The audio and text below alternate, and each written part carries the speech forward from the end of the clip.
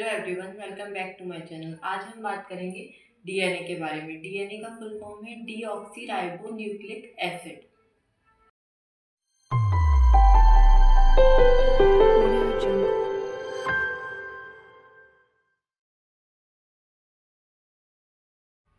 DNA है एक genetic material जो आपकी इंफॉर्मेशन पास करता है जनरेशन टू जनरेशन।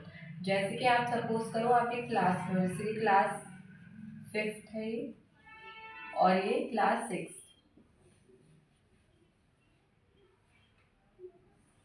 तो आपका जो रिपोर्ट कार्ड है या रिजल्ट कार्ड, उसमें अगर आप पास हो गए तभी तो आप 6th क्लास में जाओगे, अगली क्लास में जाओगे। तो ये क्या है, जैसे कि ये फर्स्ट जनरेशन है और ये है आपकी सेकेंड जनरेशन।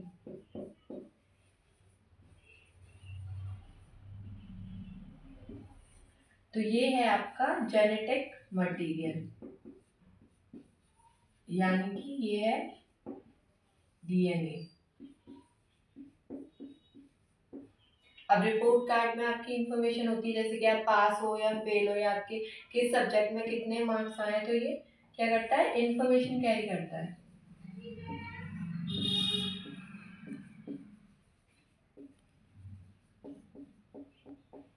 ऐसे ही आपका जेनेटिक मटेरियल है, ये क्या कैरी करेगा, जेनेटिक इंफॉर्मेशन कि आपके अंदर क्या जीन्स का क्या रोल है, कौन सा जीन मदर से है, कौन सा जीन फादर से है, सारी इंफॉर्मेशन ये कैरी करेगा। ये है जेनेटिक मटेरियल। जैसे कि कोई चाइल्ड है, उसमें अपने फादर से कौन सा जीन आया है, मदर से कौन सा जीन आया है, ये सब हमारा कौन डिसाइड करेगा, इसका डीएनए।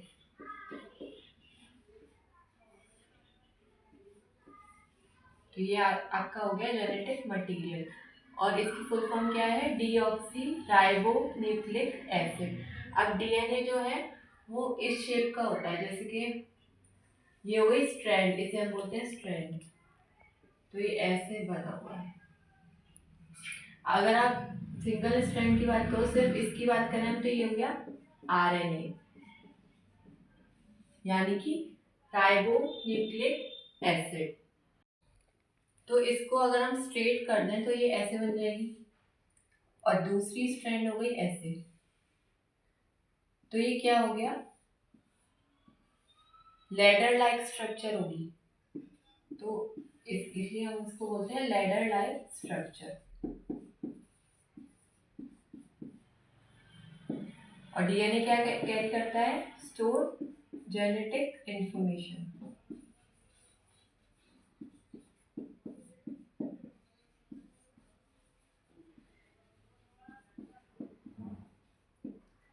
अब जो हमारा डीएनए है वो बनता किससे है, DNA is a polymer of nucleotide. DNA जो है वो पॉलीमर है, पॉलीमर ऑफ न्यूक्लियोटाइड। बहुत सारी सिंगल यूनिट मोनोमर यूनिट मिलके बनाती हैं पॉलीमर। जैसे कि सपोज करो आप किसी क्लास में हो और जिस भी क्लास में हो उसका जो सिलेबस है, जो कोर्स है उसका, वो है डीएनए। तो उसमें क्या होंगी, आपकी बुक्स होंगी बहुत सारी। तो बुक्स जो हैं वो हैं आपकी न्यूक्लियोटाइड। ठीक है, अब बुक्स में भी कोई साइंस की बुक होगी आपकी, कोई मैथ्स की बुक होगी, ऐसे करके बहुत सारे सब्जेक्ट होंगे। तो ये क्या है, और जो मेन कोर्स है आपका या सिलेबस है वो है डीएनए। तो देखो, ये जो साइंस की, मैथ्स की, ये सब मिलके आपका पूरा सिलेबस बना रही है, सारी बुक्स। मैं इनको मिलाकर ही तो सारी बुक्स बोल रही। तो ये सिंगल जो साइंस की बुक अलग है, मैथ्स की बुक अलग है, अगर इनको मैं सिंगल बोलूँ तो ये हो गई मोनोमर यूनिट। और ये मोनोमर यूनिट मिलके बहुत सारी बुक बना रही है, जो हो गया पॉलीमर।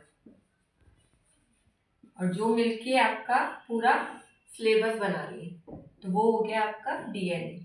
अब ये जो साइंस की बुक है, मैथ्स की बुक है, इन सब में क्या होंगे, चैप्टर्स होंगे आपके। तो ये है। अब मैं बात करूं कि न्यूक्लियोटाइड भी किससे मिलके बना है। तो न्यूक्लियोटाइड मतलब जैसे कि आपकी साइंस की बुक है, ये भी न्यूक्लियोटाइड है एक।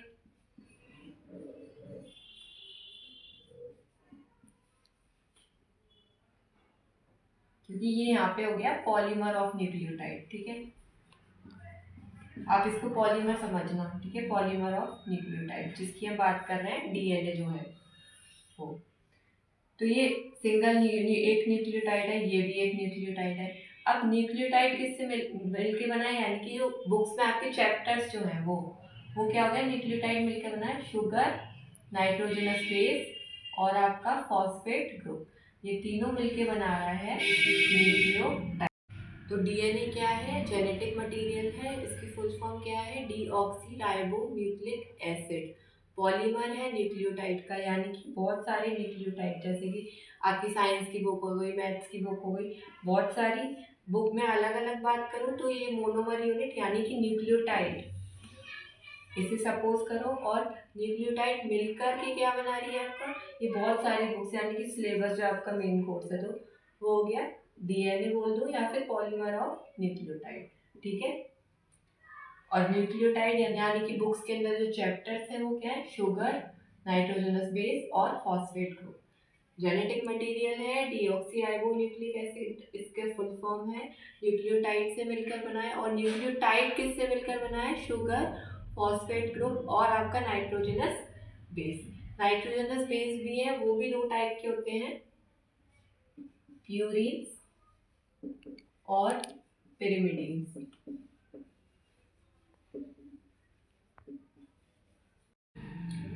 डीएनए के केस में जो शुगर होती है वो होती है डीऑक्सीराइबोस शुगर। नाइट्रोजनस बेस जो होते हैं adenine, guanine, thymine, cytosine. Adenine guanine को मिलाकर हम प्यूरिन्स कह देते हैं। और इन तीनों, इन यूरेसिल, थाइमिन और साइटोसिन को मिलाकर हम बोल देते हैं पिरिमिडीन्स। यूरेसिल जो होता है वो आरएनए के केस में होता है। अब ये जो शुगर है ये है डीऑक्सीराइबोस, ठीक है। तो ये हो गया शुगर। यहाँ पे आपका फॉस्फेट ग्रुप अटैच्ड है, ये है आपका नाइट्रोजनस बेस। तो ये क्या हो गया, एक न्यूक्लियोटाइड। अब ऐसे काफी सारे न्यूक्लियोटाइड मिल करके, यहाँ भी न्यूक्लियोटाइड, काफी सारे न्यूक्लियोटाइड मिल करके ये क्या बना देंगे, डीएनए या पॉलीमर ऑफ न्यूक्लियोटाइड। ये आपको कार्बन की नंबरिंग देखनी पड़ेगी, ये कार्बन नंबर 1 2 3 4। अब ये जो आपका फॉस्फेट ग्रुप अटैच्ड है ये है 5 प्राइम से कनेक्टेड। और यहाँ पे ये जो दूसरा न्यूक्लियोटाइड अटैच है यहाँ पे 3 प्राइम पे होता है OH ग्रुप, हाइड्रोक्सिल। तो इसकी जो पोलैरिटी है, यानी कि दो एंड से, ये कहाँ से है, 5 प्राइम, इसे हम 5 प्राइम बोल दे रहे हैं, टू 3 प्राइम एंड। तो इसीलिए हम डीएनए की पोलैरिटी एक होती है, एक स्ट्रैंड है इसकी, ये ऐसे करके बहुत सारी मिलकर बनी है न्यूक्लियोटाइड, ये स्ट्रैंड बन गई। तो ये क्या है, इसकी पोलैरिटी हो गई 5 प्राइम टू 3 प्राइम। अब ये तो एक की हो गई इस वाले की। अब इधर की ये दो स्ट्रैंड मिलके बनाया ना डीएनए, तो दूसरी वाली जो है वो एक दूसरे के एंटी पैरेलल होते हैं। तो यानी कि ये 5 प्राइम टू 3 प्राइम है और ये है यहाँ से, ये हो गया 5 प्राइम टू 3 प्राइम, ठीक है। तो यहाँ पर भी ऐसे नाइट्रोजनस बेस होगा, यहाँ पर भी ऐसे नाइट्रोजनस बेस होगा। नाइट्रोजनस बेस ये आपस में किससे जुड़े होते हैं, हाइड्रोजन बॉन्डिंग से। तो ये हो गया आपका डीएनए। आई होप आपको डीएनए का स्ट्रक्चर बिल्कुल क्लियर हो गया। If you like the video, then hit the like button. Please share and subscribe this channel. Thank you so much for watching.